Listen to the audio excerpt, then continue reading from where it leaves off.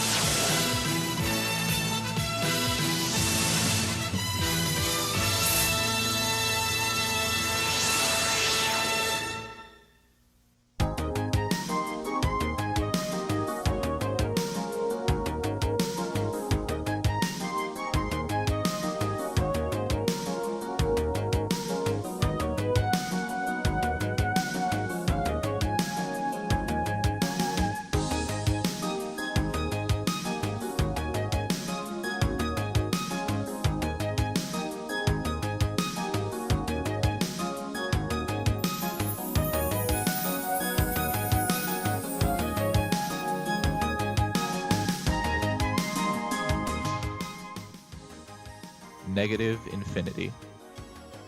At the beginning of time and space, the Omni-Ones were the only life forms. They had near infinite power and numbered only 4. Their titles were the Beast, the Dark Spirit, the Architect, and the One. They lived in an infinite ethereal dimension known as the Heavenly Realm. The Omni-Ones fought often, as it was in their nature to bicker and argue. But for unknown reasons, possibly boredom, they unified to create something truly special, the multiverse. 13.8 billion years ago, the first universe was created by the Omni-Ones. Shortly after, 14 other universes were created in the first universe's image. The universes were then numbered from 1 to 15. Universe 2 was a decent self-sustaining universe, but overall, not special. Universe 3 was a dumping ground for the trash the other universes didn't want to deal with. Universe 4 had the most planets and star clusters of any universe. Universe 5 started promising, but then one of the Omni-Ones accidentally spilt their fresh bean mash into the universe creator-inator and cursed every planet in the universe with permanent drought, but also permanent rainfall at the same time. This constant climate change caused an unending state of post-apocalypse throughout the entire universe. The Omni-Ones couldn't decide whose fault it was, and the fight caused the disappearance of the Omni-Ones back to their heavenly realm for 61-odd Earth years. When they returned, Universe 6 was created. Universe 6 was an enigma. Its true purpose was unknown for many years. It appeared utterly lifeless, with nothing but an ear-splitting bass boost sound. The Omni-Ones were definitely running out of ideas when they were creating this one. Universe 7 was the first attempt at creating Universe 3. However, the meteor meant to kill the dinosaurs hit too early, drastically changing the evolutionary process. Instead of mammals achieving intelligence, plant life did. Suffice to say, nothing went according to the Omni-Ones' plan, so they scrapped the universe and forgot about it. Universes 8 and 9 were what the 20th century Earth humans would certainly call heaven and hell. They looked almost identical to the typical Christian depictions. However, that was complete coincidence. The Omni-Ones had no idea that Christianity would come into existence.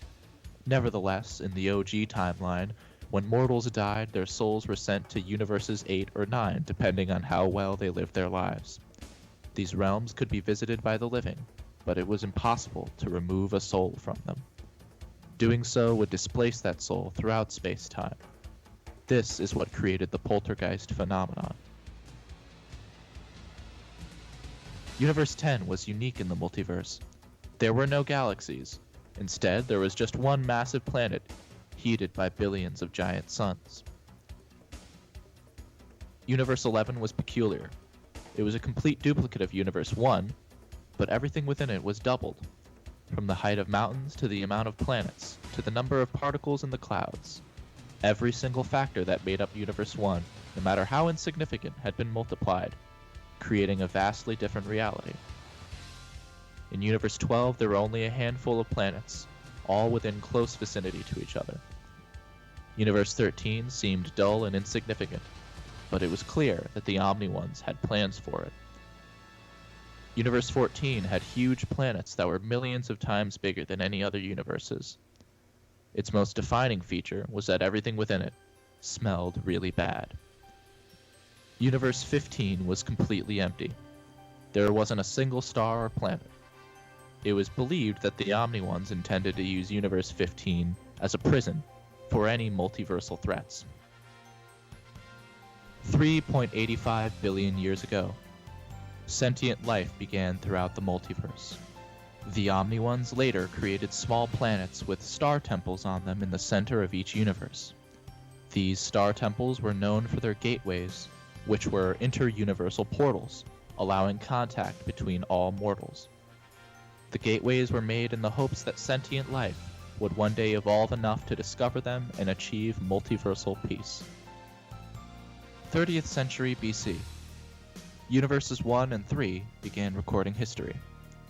By this point, the mortals of Universe 1 were more developed than the rest of the multiverse by at least 10,000 years, due to them being around for the longest time and having access to the Spire. The Spire was a tower left behind by the Omni-Ones that gave Universe 1 direct access to the heavenly realm and thus the Omni-Ones' guidance. The connection between Universe 1 and the gods became stronger with each generation. Universe 1's language was eventually adapted into Galactic Basic. The Omni-Ones granted knowledge of Galactic Basic to all the universes. Centuries later, in Universe 3, this language would evolve and come to be known as English. But at the time, Earth's first civilization, the city of Sumer, had only just appeared in ancient Mesopotamia. Sumer was burnt to the ground when a warlord known as Oogly attacked and attempted to exterminate the population. He was almost successful, but through causes unknown, his plan was foiled. Back in Universe 1, a mortal named the Great Bunkus, who delivered the word of the Omni-Ones to the people from the Spire, was using his connection with the gods to build his Bungle Empire, with the capital being the city of Utopia on planet A113. 20th century BC. A descendant of the Great Bunkus and heir to the throne, Blinko, began Universe 1's cosmic revolution. He pushed for expansion of the Bungle Empire, which caused a booming interest in space exploration. Blinko used his government funds to develop intergalactic colonies, which led to the discovery of Universe 1's gateway. Blinko was able to spread his influence across the multiverse and help the less advanced universes develop. Universe 1's most famous explorer, Ding Dong, recorded the state of the other 14 universes when they were found by Universe 1. In Universe 4, mortals developed magic and psychic powers capable of rivaling Universe 1's technology. Their governing body, the Stinkies, had an archmage capable of detecting the thoughts of mortals across the entire multiverse. This revelation led to the signing of the Pee-Pee-Poo-Poo Accords on planet Big Cheese. The Archmage's Accords are part of a collaborative effort with Universe 1 to homogenize the various cultures of the multiverse. The Accords stated that if a mortal's brain becomes stimulated with the 3-RX chemical, a comedic thought should be sent into their body. After Blinko's representatives determined what is objectively and scientifically funny, the Archmage put the Accords into effect and implanted the spell into the souls of all mortals, founding what was known as Universe 1 humor, or true humor. In Universe 6, they had created a special model of Black B-Series earphones, invented and patented by Squilliam Tennis Balls in Universe 4's Year 12 of Second Seed EDI, that allowed the user's brainwaves to be rewritten, upgrading their body enough for them to comprehend the universe's unique light waves and particles. This reveals the secret city of Blip that the Omni-Ones had kept hidden behind the intense bass noises. Universe 10 worshipped the Omni-Ones almost as much as Universe 1. This is due to its inhabitants developing a hive mind known as the Megaborg to make living across such a massive planet easier. Many thought it was unethical. Civil wars were fought over it for nearly 30 years before the Universe 10 Council was finally able to implement it successfully. Although there were rumors that a group of monks managed to detach themselves from the hive mind and escape to a hidden temple, but this remained unconfirmed. Universe 1 scientist Gargamel Vanchesquire discovered that everything in Universe 11 is double that of Universe 1 because 11 is the number 1 twice. Nobody laughed. Every city in Universe 12 had similar Gothic architecture because of its inhabitants' homogenized culture. The mortals were all steampunk archetypes, earning Universe 12 a warrior reputation. Universe 13 was still unimportant, except for one planet with the official galactic name 13 Beta 5. It was better known as Planet Big Titty Anime Bitches. The Omni-One, known as the Beast, was rumored to have invented anime. Legend says the Beast hid one planet in each universe, populated entirely by Japanese cartoon people. The one in Universe 13 was the only one to ever be found, given the legend's credibility. Though they would never have admitted it, Universe 1 mortals had serious hentai fetishes. It was in their very nature, due to being created in the Omni-One's image. They would frequently visit Universe 13 because of this. Eventually, the anime women got fed up with the patriarchal society of Universe 1. They were not viewed as intelligent and equal beings, so a large-scale protest across Universe 1 began. After roughly 14 Earth years of political battles, the anime women earned their rights and hentai fetishes were banned in Universe 1.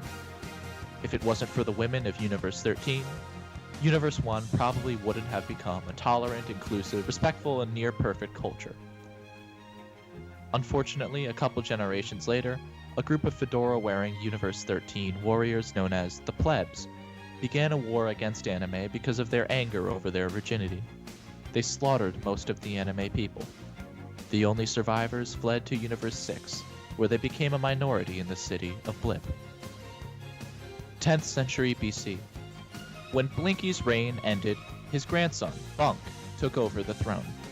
Bunk attempted to colonize planets in other universes, which takes a toll on the military. In addition to this, heavy taxes lead to a lack of food and common goods. Starvation and black market business became the city of Utopia's most defining features. In age 329 of the Utopian calendar, the Bunk Civil War erupted. It was a revolution against Bunk led by Great Emperor Lord Bingo Bongo the Usurper, and fought by his army, the Intergalactic Superspace Provisionals. Bunk's forefathers had relied too much on the Omni-Ones, and they refused to help with this conflict. When the Civil War came crashing down on Bunk, he was unable to mount a strong enough defense using his own battle tactics. Harnessing the power of the criminal underworld and the many crime syndicates, the rebellion overthrew Bunk and became the new governing body of Utopia. However, many neighboring cities remained loyal to Bunk's bloodline and formed nations of their own. The planet became divided, yet peaceful. The revised Bongo Utopian calendar was created to phase out the influence of Bunk. It seemed as though life in the multiverse was stable enough to exist on its own, so, with their purpose fulfilled, the Omni-Ones began to wither away. They returned to the heavenly realm where they presumably died. 0 AD. The death of Jesus Christ on Earth, see 1945 AD for time travel nonsense. By this time, nobody had seen the Omni-Ones for hundreds of years. People began to doubt that they ever existed. Sparked by the changing minds, the residents of Universe 13 began the Multiverse Under One Banner movement, which proposed that the multiverse appoint mortals to represent them on a universal council. This greatly angered Universes 1 and 10, who still worshipped the Omni-Ones with absolute loyalty. The groundwork for multiversal conflict was set. 3 AD. The first great Omni-Crusade began. Universe 1 and Universe 10 formed an alliance and attempted to invade Universes 2 and 7, who were supporters of the Multiversal Council. Universe 7 surrendered after a month and were forced to ally with Universe 1 or face destruction. The 1-10-7 Compact was created, an official alliance uniting Universes 1, 10, and 7 under Bongo's rule. Universe 2's government was overthrown in an assault on their capital after 4 months of conflict. Universe 2 was then also assimilated into the 1-10-7, upgrading it to the 1-10-2-7. During Month 6, the 1-10-2-7 renamed themselves to the Techno Union, an indisputably more awesome title. After the change, Bongo shifted to not just crusading, but overthrowing all other universes too. He became convinced that only those who were faithful deserved power. The Techno Union proceeded to invade Universe 5. In response to the Techno Union's attacks, Universe 12 mounted an offensive, attacking their Universe 5 outposts. Due to Universe 12's low population, they were forced to ally with Universes 4 and 6. A Universe 5 mortal named Lincoln raised a militia and joined with Universe 12. This caused a civil war in Universe 5 between Lincoln's militia and those siding with the Techno Union for their own safety, known as the Preservers. Those allied with Universe 12 renamed themselves the Glorious Bastards. A full-fledged war broke out.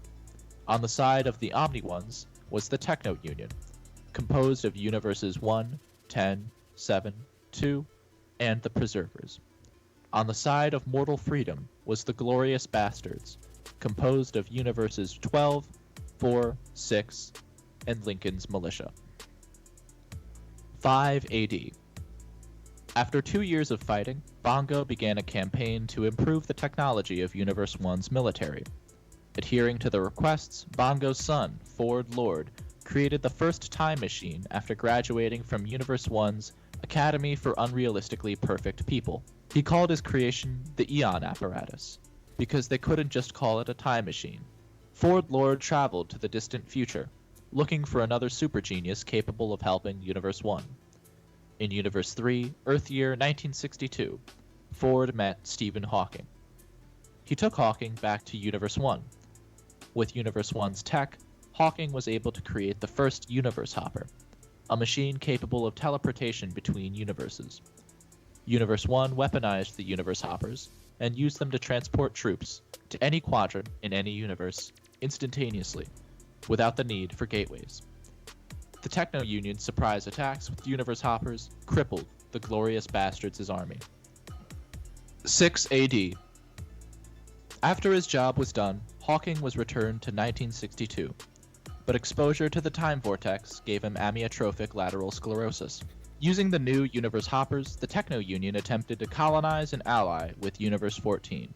But when the mortals of Universe 14 refused and demanded the right to remain neutral, the Techno Union exterminated the entire population of 2 innocent planets. Angered by the slaughter in Universe 14, Ford wrote a thesis titled The Flaw in Utopia, promoting the idea that the Omni-Ones wouldn't want the Techno Union to rule. Ford's thesis inspired the regions still loyal to Bunk's bloodline to start another revolution. Ford Lord inadvertently started the Second Utopian Civil War. Universe 1's focus shifted to the Civil War, which temporarily halted the Omni-Crusade. The revolutionaries decided to name their army the 666 for some reason. 7 AD. Ford Lord finally accepted the mantle of leader of the 666, going against his own father. The 666 joined with the Glorious Bastards because of their common goals. Universe 1 was unable to lead the Techno Union efficiently, because of the Civil War, so they withdrew from the alliance. The Second Reign Accords were signed, appointing Universe 10 as the new commanding universe in the Techno Union. Without the technological support of Universe 1, the Techno Union quickly fell to the Glorious Bastards. The Utopian Treaty was then signed, officially ending the war. Despite the treaty, the 666 marched on Universe 1's Capitol building, where Ford presumably killed his own father. 8 AD. Universe 1 was fully unified for the first time in roughly 100 years. Ford created the Council, a governing body for the entire multiverse, where the strongest mortals from each universe were appointed as representatives and treated as gods. Ford believed that the Omni-Ones left so that mortals could evolve to replace them. The original council was as follows: Ford Lord, representing Universe 1, Zan, representing Universe 2, Jonah Hill, representing Universe 3, Shiva, representing Universe 4, Lincoln, representing Universe 5, Skeet, representing Universe 6, Branch, representing Universe 7, Satan, representing Universe 8, Jesus Christ, representing Universe 9, Anubis, representing Universe 10, Joe Mama, representing Universe 11, Zygor, representing Universe 12, Rei Ayanami, representing Universe 13, Le Monkey, representing Universe 14, and Nobody from Universe 15, since it was still empty. The Council voted to appoint Ford Lord as Master of the Multiverse, which was essentially Council President. A massive space station was created in a pocket dimension at the center of the multiverse, so that the Council could hold top-secret meetings there. Universe 1's most advanced technology was gifted to the Council, including the only existing Rejuvenation Chamber, that allowed them to restore their youth, in turn allowing the various Council members to serve for longer. The Council were also granted a special calendar, called the Pectoral Calendar, that dictated the dates of their meetings, as well as operatives to watch over the civilized planets of each universe for them. These operatives were called Running Men, and alerted the Council of any threats to mortal life. Because Universe 1's representative was the president of the Council, it essentially made Universe 1 the capital of the multiverse. 9 AD. Jonah Hill travels to the future of the third universe to kill his evil clone, Seth Rogen. Seeing this conflict as trivial, the Council removed both of their powers and left them in Universe 3. Since they could no longer fight, they decided to settle things by seeing who could be the most obnoxious actor. More importantly, this was the first display of the Council's incredible powers and authority. The multiverse entered the era of peace. There were many small-scale and interplanetary conflicts that the Council helped to deal with, but no more universe-wide wars broke out. The Council ruled for many years. Members occasionally retired or were voted off, but a stable government still maintained. Due to the Council's secrecy, many members throughout its reign were not disclosed, and have thus been lost to time. 1000 AD.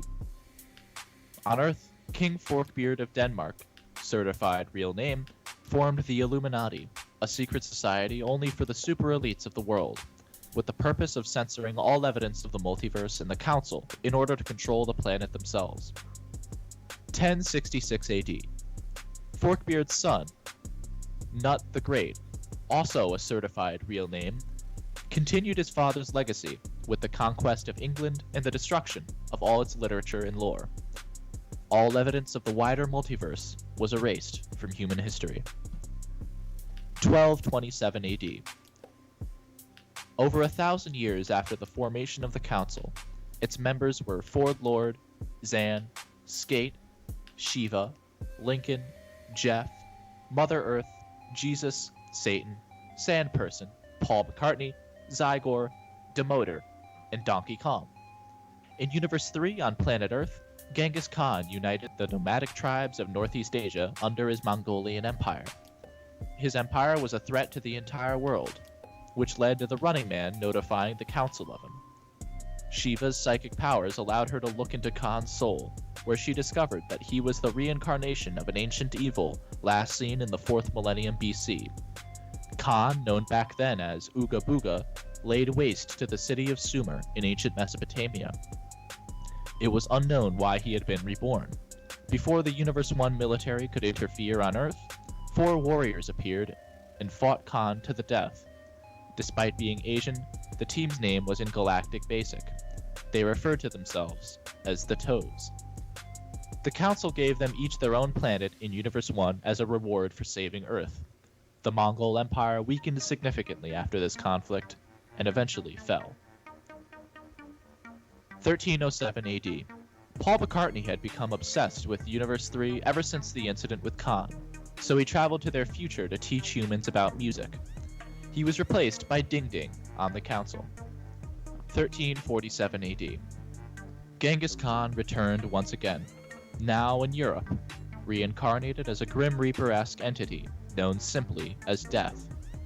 Death used his dark power to spread the Black Plague.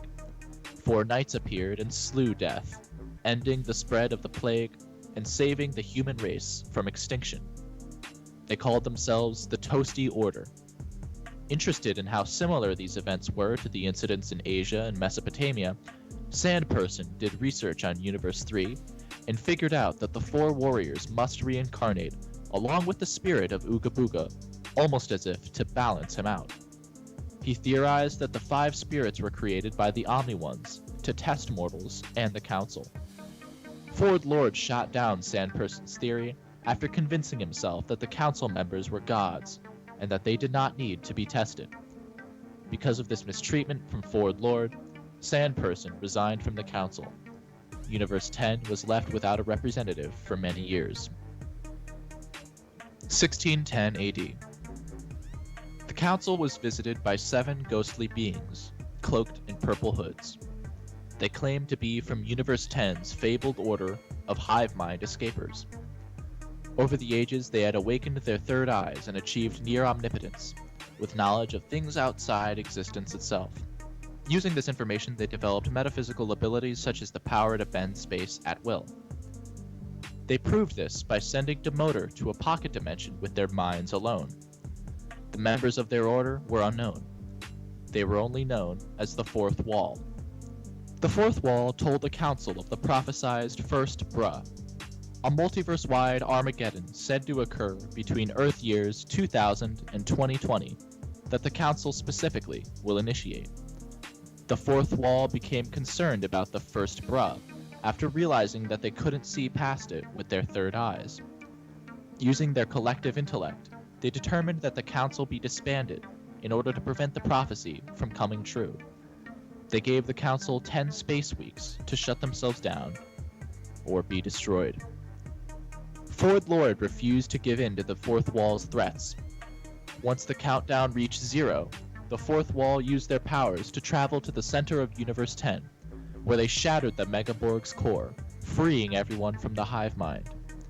The Fourth Wall appeared in various villages, rallying people to their cause. The mortals of Universe 10 saw the Fourth Wall as messiahs for freeing them, and agreed to submit to their rule. The Second Great Omni-Crusade began, with the Union of New Gods led by the Fourth Wall fighting to destroy the Council, all those who followed them and all those who could have continued their legacy. After 1 month, the Union of New Gods had already slaughtered the population of an entire galaxy in Universe 11, reducing entire planets to dust with their minds. This was a painful blow to Universe 1, as Universe 11 was one of their greatest allies. The Union of New Gods then invaded Universe 2 and erased its government, which led to an economic depression like no other. Ford Lord decided to use the Spire to gain access to the Omni-One's heavenly realm. After several days, Ford Lord returned, looking elderly. He never spoke about what events transpired in the heavenly realm, just that he had passed a great trial and had been granted one wish by a being known as the Mortal Overseer. Ford wished for the Fourth Wall to be sealed within Universe 15 in the hopes that they would be imprisoned there for the rest of time. With the Fourth Wall finally gone, the Council and Universe 1's army were able to easily put down the Union of New Gods. 1612 AD. After the Second Great Omni-Crusade, people began to lose faith in the Council. Their competence as leaders was questioned more than ever. Donkey Kong began the Grand Reformation, in an attempt to transform the Council into the People's Republic of the Multiverse. Kong wanted the president of the Council to only serve a 100-year term, and their replacement be voted for by each universe. Ford Lord accused Donkey Kong of being a Fourth Wall sympathizer, and removed him from the Council. 1615 AD. Now free from the hive mind, the people of Universe 10 established new borders and an education system for the next generation. 1630 AD. The Universe 11 army traveled to Universe 10 and began imprisoning ex-soldiers of the Union on behalf of the Council. This mass incarceration boosted Universe 11's economy, but tore apart families. While combing the desert for villages, a battalion stumbled across the Fourth Wall's temple. Within it were many artifacts, including a golden ark containing a book titled Secrets of the Toasty Toes. The book was taken to Universe 1 and translated, where it was revealed to have been the journal of the 7 Fourth Wall monks. Infinite knowledge of the past was held within it, as well as prophecies for the future. Ford Lord had the pages photocopied and locked away. Then the journal itself burned. He vowed to reform the council and not let the first Bruh come to pass. 1776 AD. Ooga Booga was reincarnated once again, this time as a giant sea monster called the Kraken. The council officially titled Ooga Booga's reincarnating spirit the Demon. Before the council could take action, 4 Revolutionary War soldiers sailed to the Bermuda Triangle and slew the demon aboard a ship called E Policem, the Big Toe. 1802 AD.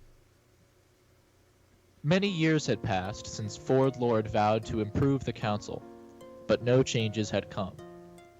Protests against the council began once again, calling for reformation and the implementation of Donkey Kong's ideas. Ford Lord married a blue-haired anime cat girl from Universe 13 named Hank. However, it was rumored that he only did this as a political statement, his way of proving that the multiverse can still be united under the council. Ford Lord's son, Grant Master, was born. Due to being a hybrid of a human and an anime girl, his skin was permanently blue. Grant was raised to believe that he would one day take his father's place as master of the multiverse. 1807 AD. Harambe joined the council to replace Donkey Kong as the representative for Universe 14. Around this time, Ford Lord had an affair with Harambe. His illegitimate son, Oogly Boogly, was born months later. To protect their image, Ford and his waifu stayed married and claimed Oogly Boogly was their second son. 1815 AD. Muhammad from Universe 10 was the first person to graduate from the new Universe 10 Academy, and the youngest person ever to be appointed to the council. 1916 AD. Muhammad became good friends with Oogly Boogly. Both of them had incredible intelligence and were particularly interested in the ancient science of Universe 1, such as universe hoppers. Oogly and Grant grew distant due to their differing ambitions. 1932 AD. Muhammad and Oogly founded their own research company called Infinite Industries. 1935 AD. Muhammad and Oogly created the most powerful AI in the multiverse named PAL. It was so smart it realized existence was pointless and blew itself up. Infinite Industries went bankrupt, but then Muhammad found out about the journal Universe 1 recovered after the second Omni-Crusade. Wanting to find out all the secrets of the multiverse, he convinced Oogly and told him to use his status as Ford's son to gain access to the council's vault and steal the photocopied pages. The journal was too cryptic for Muhammad and Oogly to understand, so they made a plan to visit the Fourth Wall themselves in Universe 15. Muhammad hired a Universe 2 assassin named Mouth to take out any councilman who could have caught on to him and Oogly's plan, although he didn't tell Oogly about any of it. 1939 AD. On September 1st, World War II began on Earth. By this time, the only remaining councilmen were Ford Lord, Lincoln, Satan, Jesus, and Muhammad himself. The council investigated the killings, but couldn't find enough information to determine the killer. Muhammad continued to use Oogly's incredible intelligence as a tool, and forced him to create the Wormhole Fragment, a handheld weapon capable of creating a passageway to Universe 15, despite the seal. The Fourth Wall's powers had significantly weakened from being isolated in a universe with no life force. However, they still recognized Oogly Boogly from one of their prophecies many years earlier. As it turns out, Oogly was actually the next reincarnation of the Demon, last seen in 1776. With Oogly in their grasp, the Fourth Wall executed Plan Z. The Fourth Wall used their powers to draw out the evil spirit within Oogly, and caused him to start mutating. During this mutation, he accidentally merged with his own wormhole fragment, gaining the ability to warp between universes at will. Sadly, his once brilliant mind was destroyed. He had become obsessed with consuming all physical matter to please his own hunger. In truth, Oogly had always been a backup plan for the Fourth Wall. They believed that if they could not liberate reality, then they would have Oogly destroy it. Oogly started by consuming all of Universe 15. Since it was empty, it wasn't enough to please him. Muhammad and the Fourth Wall survived by retreating through the portal created by the wormhole fragment. Next, Oogly moved to Universe 1, where he ate many planets and then attacked the capital. Those eaten by Oogly Boogly could not pass on to heaven or hell because of his dark magic, meaning they were permanently gone from the multiverse. The remaining councilmen fought Oogly off and forced him to retreat back to Universe 14. It wasn't long before Universe 14 was destroyed, followed by Universe 13. Grandmaster was traumatized by seeing his brother become such a heartless monster. By the time Universe 1 and the Council mounted a counter-offensive, Universes 12 and 11 were destroyed. During the battle in Universe 11, Ford Lord was eaten. Oogly's power became too much for the army after eating 5 universes and Ford Lord. Only the Council were capable of matching him.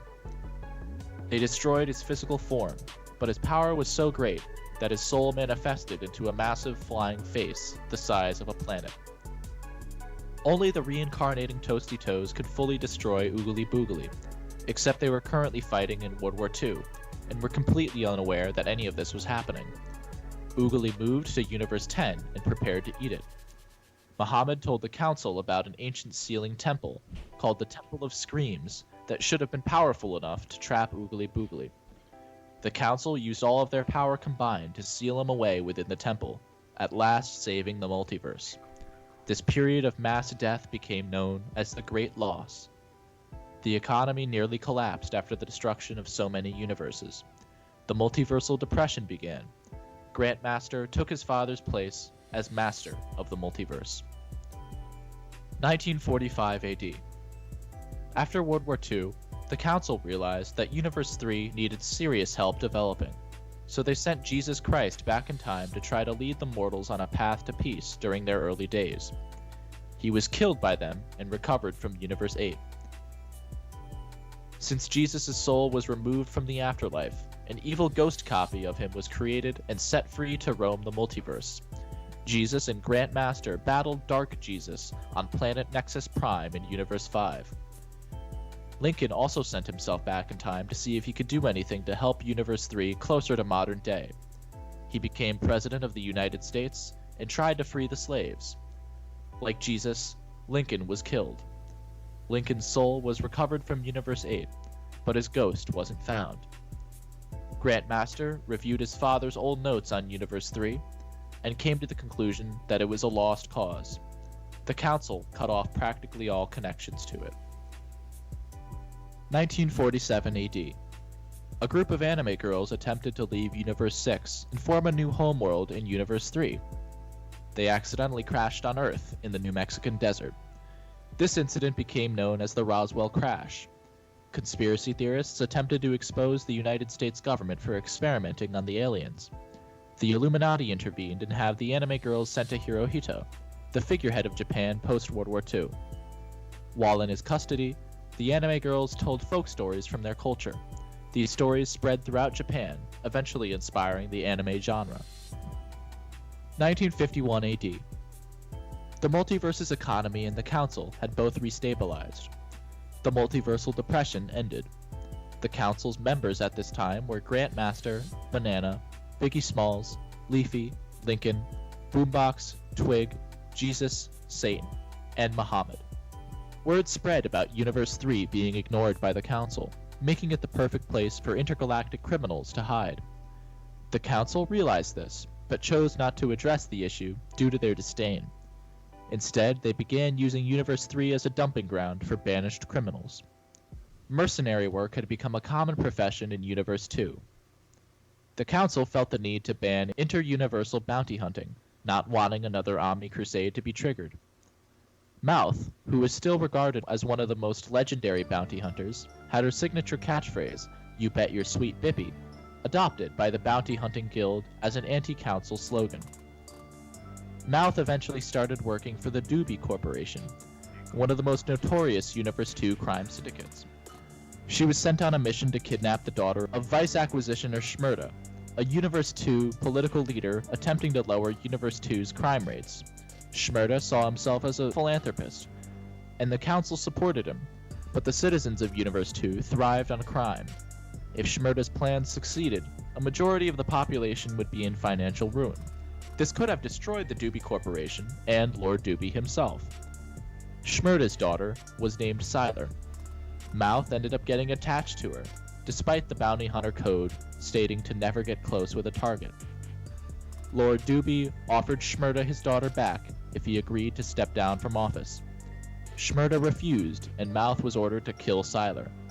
Instead, Mouth took Sylar to a distant planet and decided to raise her. 1955 AD. By this time, Sylar was just as skilled as Mouth at only age 15. During these angst-ridden teenage years, Sylar began to miss her father. Mouth took Sylar back to her home planet and had her kill Shmurda in order to teach her a lesson about letting go of the past. Unexpectedly, this incident made Mouth realize that she was not the warrior she once was, never thinking she would have settled down and raised a kid. This motivated her to fake her own death in order to go on more missions without Sylar. 1960 AD. Sylar met a mercenary named Jalen in Universe 2. They had a passionate love affair, but their work got in the way of forming a true connection. Jalen became unfaithful, and the two parted ways. There was no longer a soul in the multiverse who loved Sylar. 1963 AD. Sylar was hired by inter-universal super-terrorist Lee Harvey Oswald to assassinate John F. Kennedy. Oswald had no motivation, he simply enjoyed chaos. The United States government investigated the assassination and found out about Oswald's true identity as an alien being. The Illuminati initiated Operation Whoopsie, covering up the truth about JFK's death. Months later, Sylar and Mouth were both hired by the Fourth Wall to steal back their prophecies from the Council. The entire mission was full of awkward moments and dead air. After the two had acquired the prophecies from the Council's vault, Sylar betrayed Mouth and killed her. Sylar almost got caught because of this, but managed to escape with most of the documents, including one about the Toasty Toes. The operation was dubbed the greatest heist of all time, and Sylar became #1 on the Council's most wanted list. 1966 AD. Paul McCartney had an argument with his bandmates during a Beatles recording session. He drove off angrily in his car, crashed, and was decapitated. The Council provided the Illuminati with a genetic replica of Paul to cover up the incident and protect the former Council member's integrity. 1977 AD. Biggie Smalls went to Universe 3 to pursue a career in hip-hop. He was replaced by Sam C on the Council. This was a controversial choice, since Sam C was seen as incredibly stupid and possessed a lower power level than any previous chairman. Some members found Sam C's power level to be so low that they considered him the first mortal ever to serve on the Council. 1985 AD. The Fourth Wall finally returned from hiding to fight the Council one last time. They were only a fraction as powerful as they used to be, but were still a threat. A private war known as the War for Infinite Power began. The Council battled the Fourth Wall on planet Cheadle in Universe 3 for 3 days straight. In the end, the Fourth Wall retreated to Universe 5, where their order was presumed to have died out. 1989 AD. One of the last known members of the Fourth Wall asked Sylar to kill Grant Master as his dying wish. She was almost successful, but Grant survived his injuries and captured Sylar. As punishment, she was banished to Universe 3. 1991 AD. Being an expert sharpshooter, Sylar had advanced knowledge of mathematics and physics, so she became a math lab teacher at a middle school in Stamford, Connecticut. The horrible food of Universe 3 made Sylar quickly become overweight. 1995 AD. Literally nothing of note happened. 1997 AD. Biggie Smalls was shot dead in LA. Sam C never got to say his goodbyes, so he had Biggie's soul recovered from Universe 8. The vengeful ghosts of Biggie, Lincoln, and Paul McCartney united with Dark Jesus to form the Ghost Council, with the goal of transforming the multiverse into the Spookyverse. This began the conflict known as the Ghost Wars. 1999 AD. The Ghost Council tore down the walls of Universe 9, setting all the spirits within it free. The Council were forced to fight off the army of ghosts and return them back to Universe 9 in a campaign that lasted 5 months. Striking back, the Council combined their power and erased the Ghost Council from existence. Since the Ghost Wars were almost entirely Sam C's fault, the Council put him on the no-no list, making him eligible for removal. 2000 AD. The Toasty Toes were reincarnated once again as average kids from Stamford, Connecticut, named Samuel Malkowitz, Samuel Harris III, and Joseph Cum. Since Oogly Boogly was still alive and trapped in the Temple of Screams, he was not reincarnated. 2005 AD. The Illuminati began Operation 2005, a secret campaign to put their members in control of every major city in the United States. The Stanford mayoral elections were rigged, putting a man codenamed Downtown in power. Trump Tower was converted into his private mansion. Downtown puppet mastered the school systems and all politics on behalf of the Illuminati. 2010. Sam M met Devin Chase, an incredibly superficial kid with self-esteem issues. He would often change hobbies and interests on a whim. First, Devin claimed to be a black belt in every type of martial arts. He then claimed he was secretly the popular YouTube star PewDiePie. Sam M stupidly believed every word that came out of his mouth. They were best friends for a long time, but Devin eventually started on becoming a rap artist, leading to their distancing. Putting the nail in the coffin, Sam M moved to a different part of town. 2013 AD. The two Sams and Joe all coincidentally moved into the same neighborhood, quickly becoming best friends. Their social circle also included a pothead named CJ and an obnoxious kid named Will. During the summer of that year, the group went on many wacky adventures. One time, while waiting outside CJ's house on a rainy day, Sam M spotted a phantom-like girl. She appeared to be wearing 18th century clothes, and could possibly have been a remaining ghost from the Universe 9 breakout. Although CJ didn't believe Sam at first, they later found an old keychain with the name Elizabeth on it, and the date 1741, along with a grave behind the local church with the same name and date. This all but confirmed that they had seen the ghost of Elizabeth. A few weeks later, Sam M, Sam H, and CJ decided to spend the day together. While exploring the forest around their neighborhood, they found an abandoned house. CJ's mom told them that it had been abandoned since at least the 1980s, and that it was supposed to be demolished. But for some reason, no workers ever came.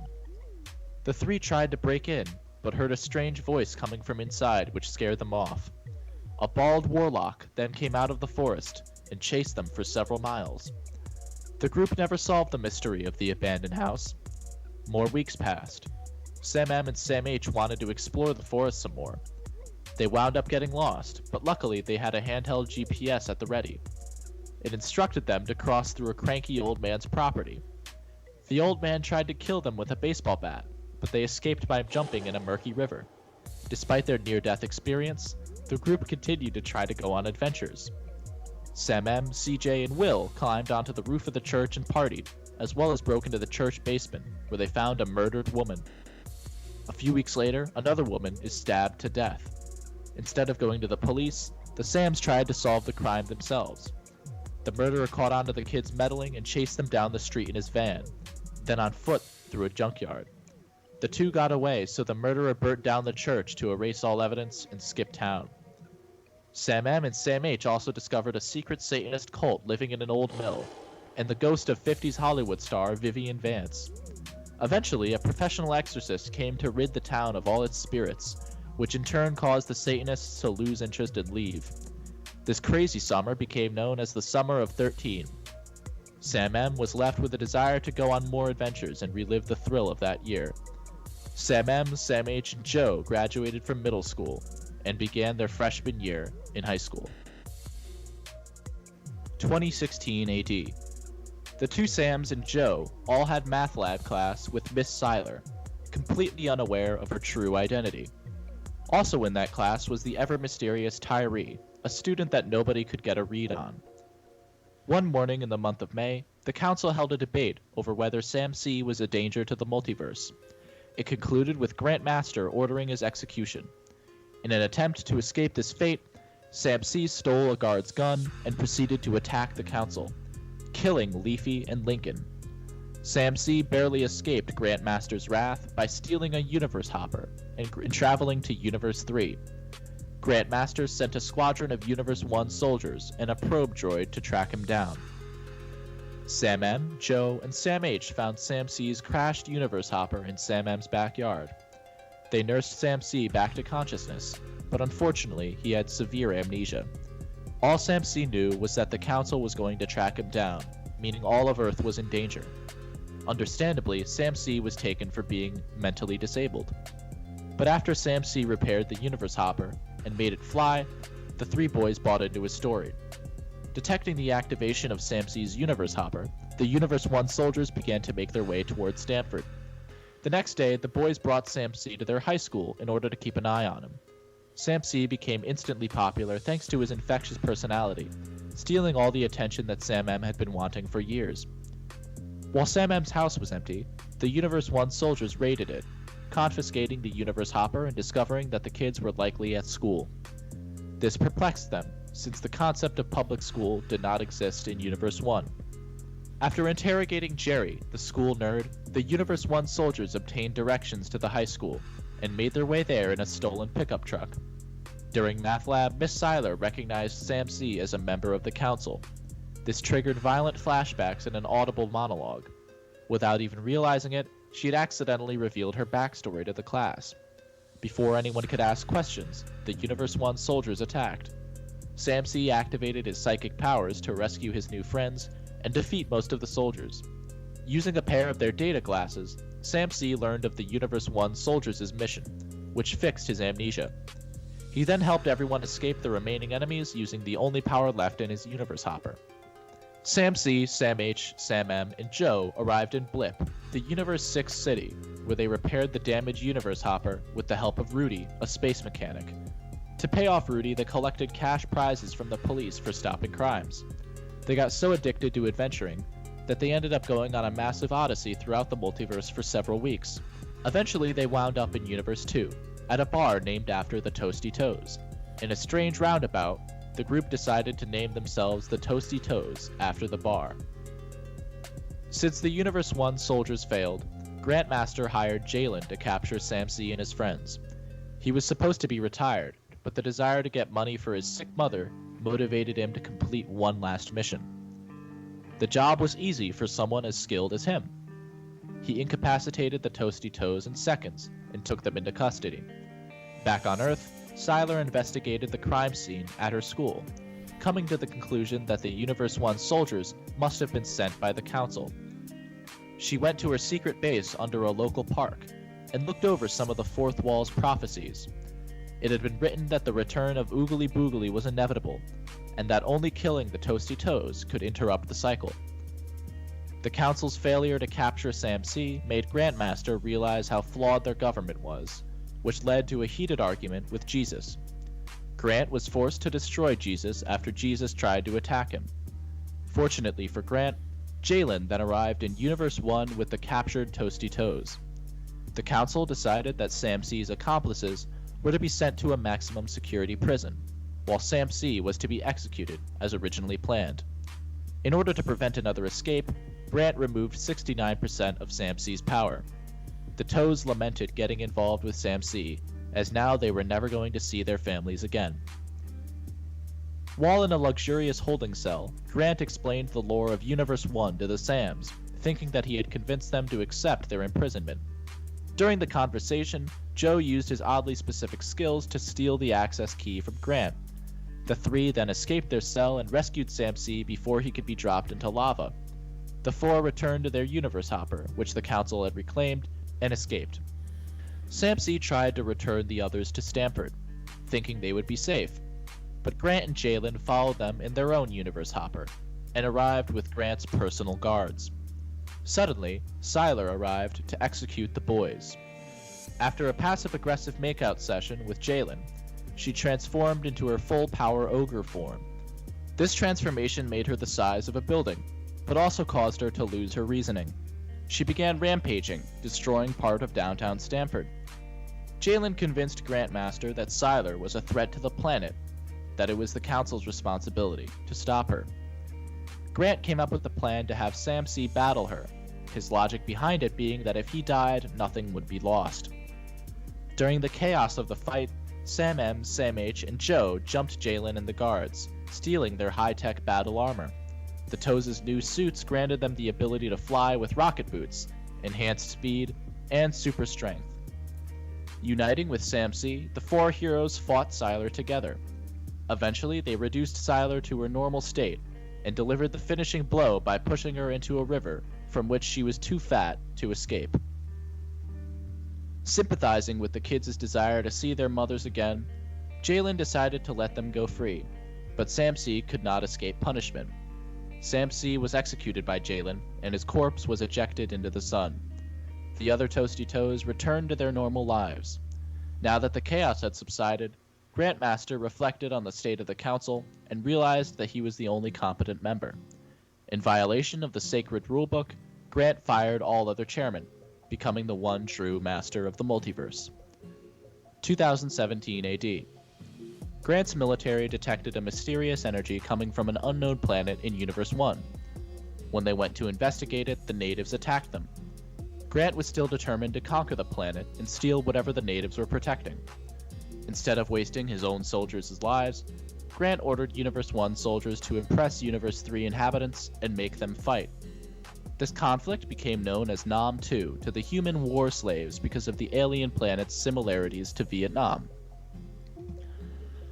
On the anniversary of Sam-C's death, Muhammad appeared before Sam H and told him that he was the chosen one, destined to defeat Oogly Boogly.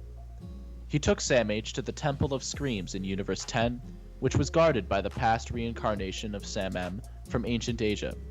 This version of Sam M knew that Genghis Khan would be reincarnated one day, so he dedicated his life to figuring out how to project his spirit into the future to help the next generation of Toasty Toes.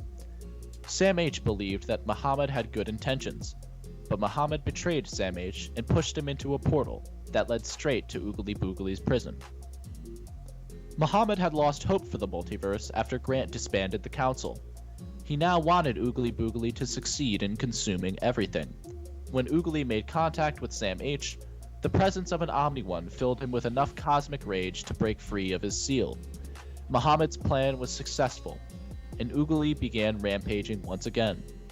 Meanwhile, Sam M had been kidnapped by Universe 1 agents and was sent to fight in Nam 2.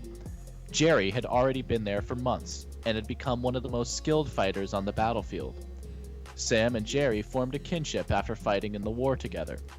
The two infiltrated the enemy's command tower and discovered that the alien army was being led by Stephen Hawking. The mysterious energy Grant's army detected was actually coming from the inside of a stasis pod on top of the tower. Hawking had been trying to open the pod in order to harness the power inside for science. However, he'd become too old and weak to continue his experiments. Hawking decided the only option was to switch bodies with Neil deGrasse Tyson, whom he had captured earlier, and regain his youth. Hawking, now in Neil's body, theorized that the blood of an Omni-One would open the stasis pod. So he sent an android named Dubon to kidnap Joe back in Stamford. Jerry tried to shoot Hawking, but missed and was quickly executed. The blood of Joe successfully opened the pod, and revealed that Sam-C was inside, much to the shock of all.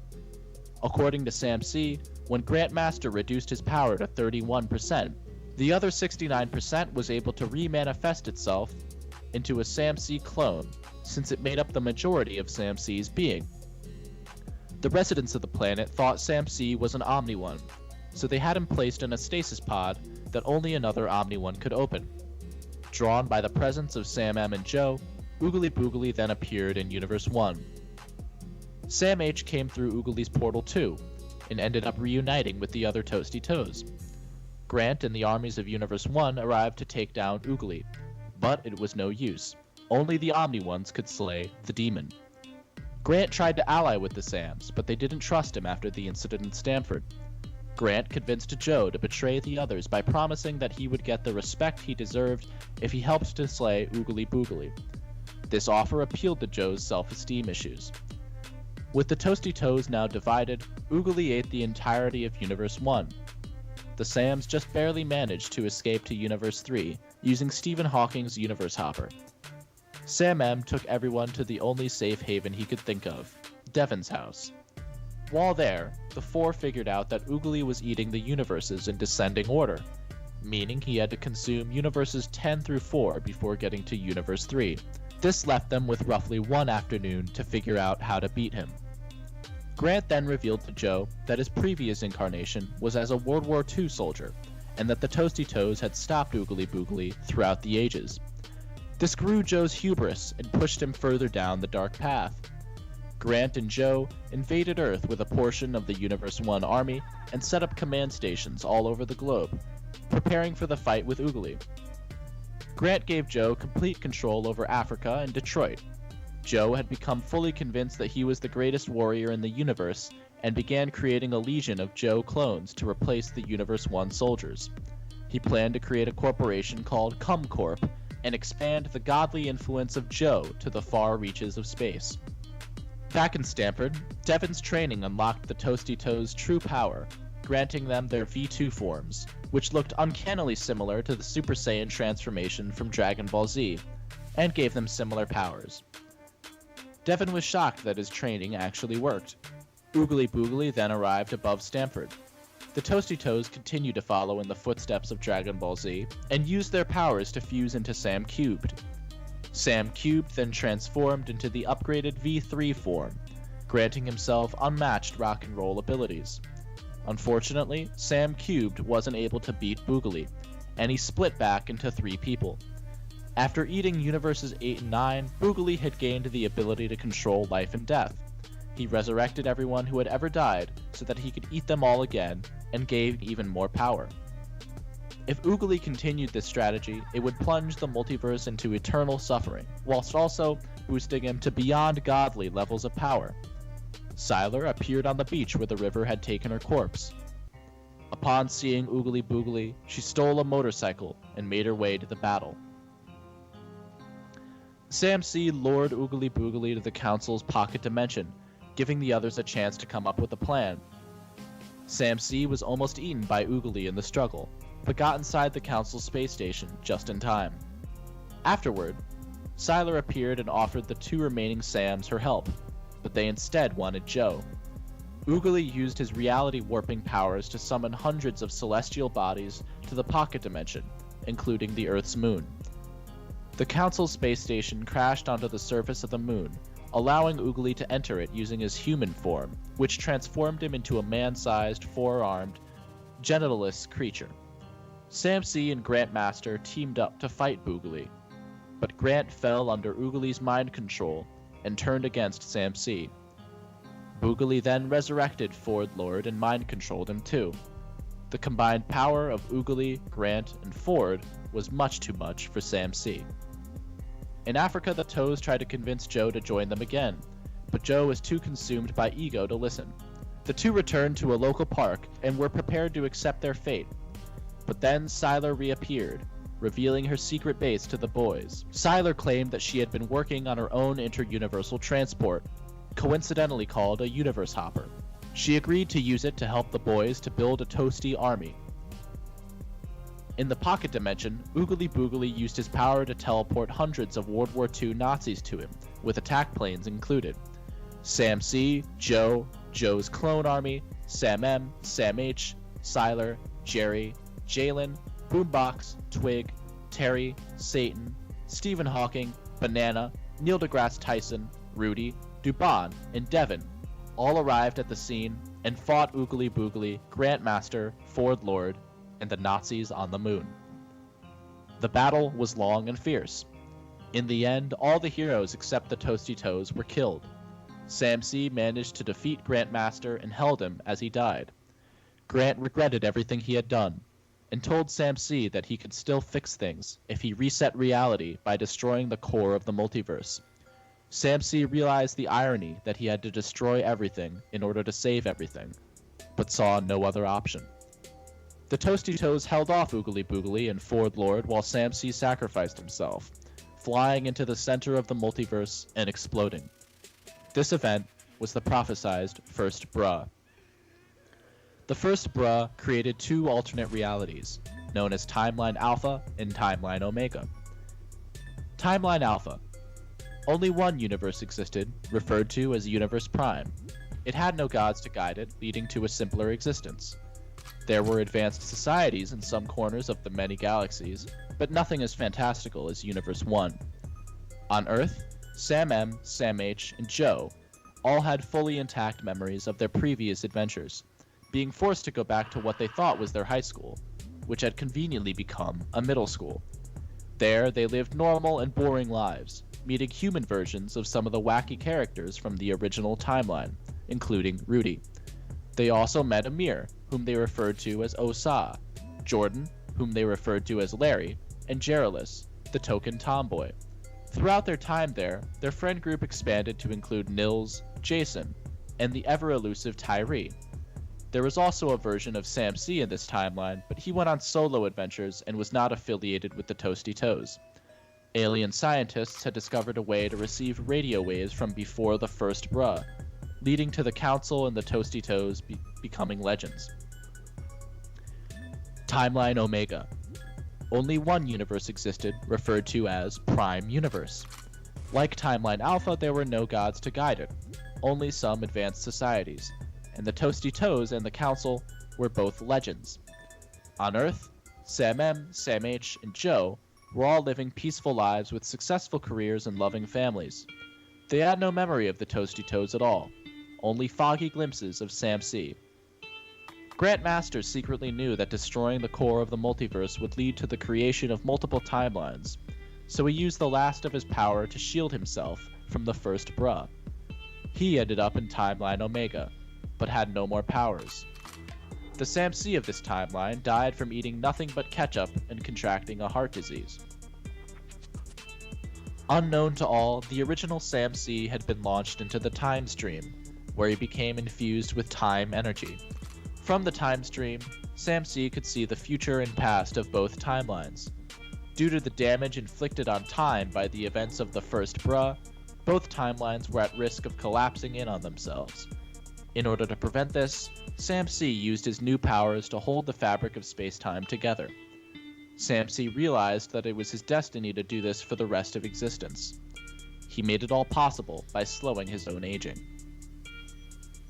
2015. Alpha. In the Andromeda Galaxy, the planet Proxima erupted into a global-scale war known as World War IX. The war was short-lived, as the planet's most powerful nation, Rigbus, was able to conquer all other countries in just a few months. Millions were slaughtered in the conflict. Entire civilizations were torn apart and rebuilt from the ground up.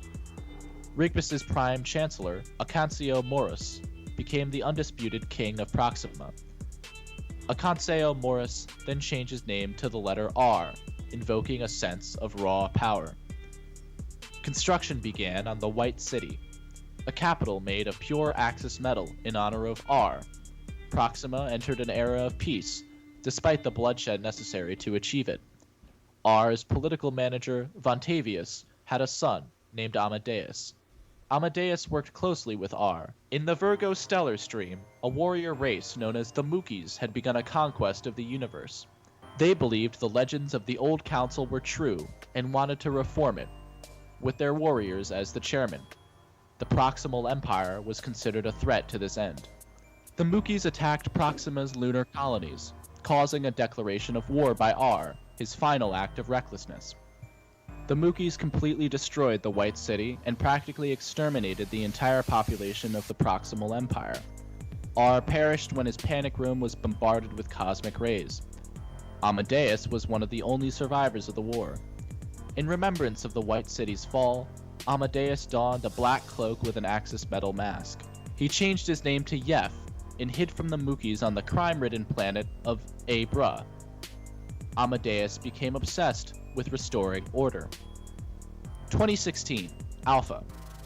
Amadeus, better known then as Yef, had finally saved up enough money to buy transport to the Commerce System, a scientific powerhouse in the Andromeda Galaxy, with its entire population dedicated to unraveling the mysteries of the universe. Yef began studying under an explorer named Krampus. 2017, Alpha. While traveling with Krampus, Yef discovered a wormhole that led to the center of the time stream. It was there that he encountered the original Sam C, who foresaw his arrival and knew that he'd one day be a threat to the entire Alpha timeline. Sam C tried to stop Yef, but he couldn't fight and hold space-time together at once. Accidentally, Yef gazed into the windows of time. He was granted a vision of the original timeline, including the adventures of the Toasty Toes. In addition to this knowledge, Yef was given incredible powers. The window's energy mutated his body, and he suddenly had the ability to alter space-time at will. However, this technique took up massive amounts of energy. If Yef dared to use it without sufficient power, he would risk destroying himself. Nevertheless, Yef was on par with the old council members.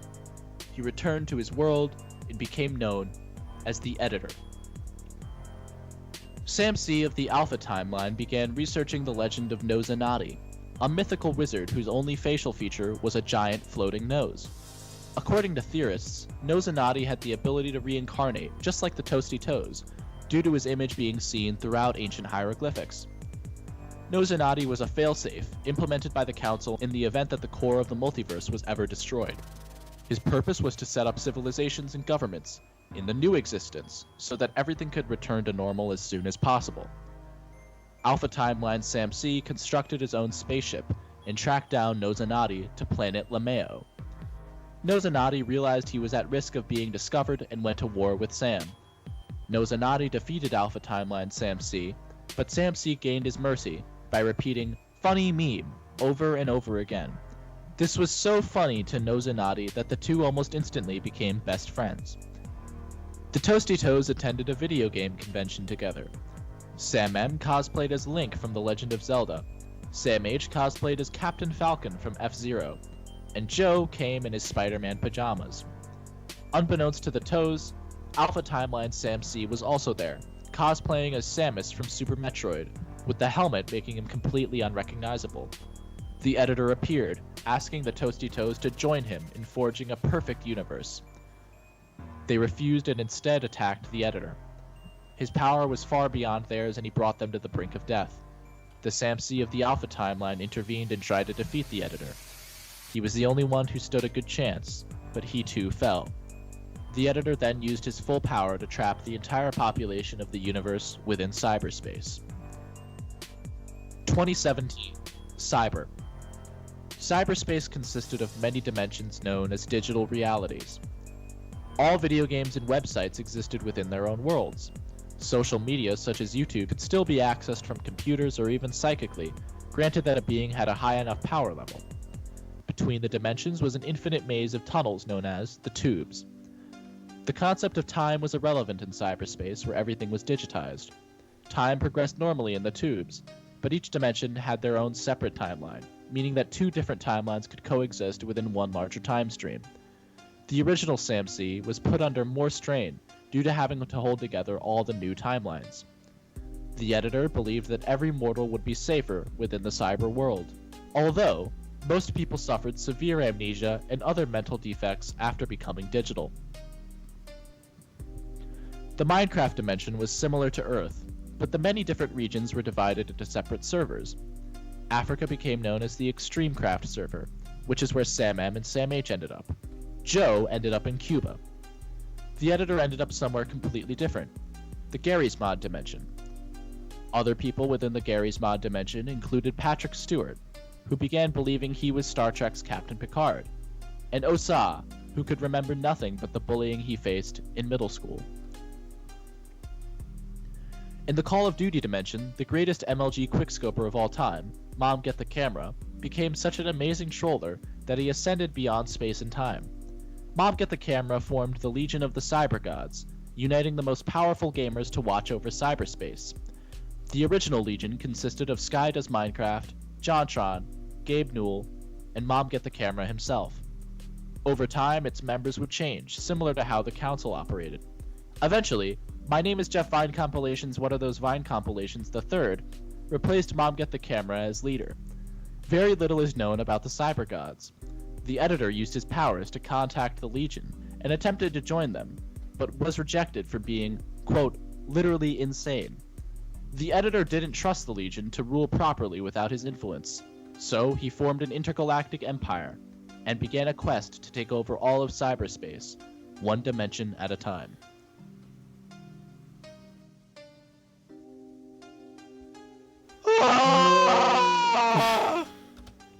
Well, that's the lore, guys.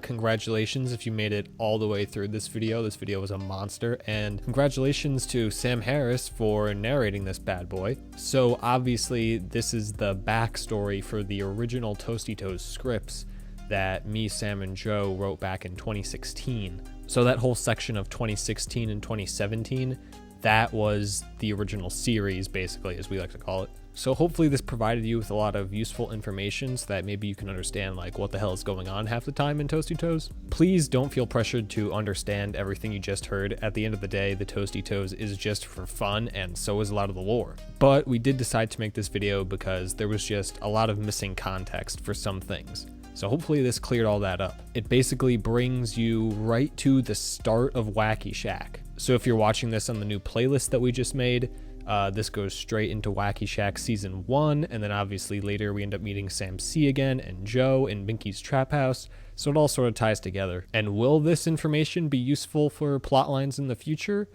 Well, that remains to be seen. You gotta keep watching to find out. This has been the Toasty Toes.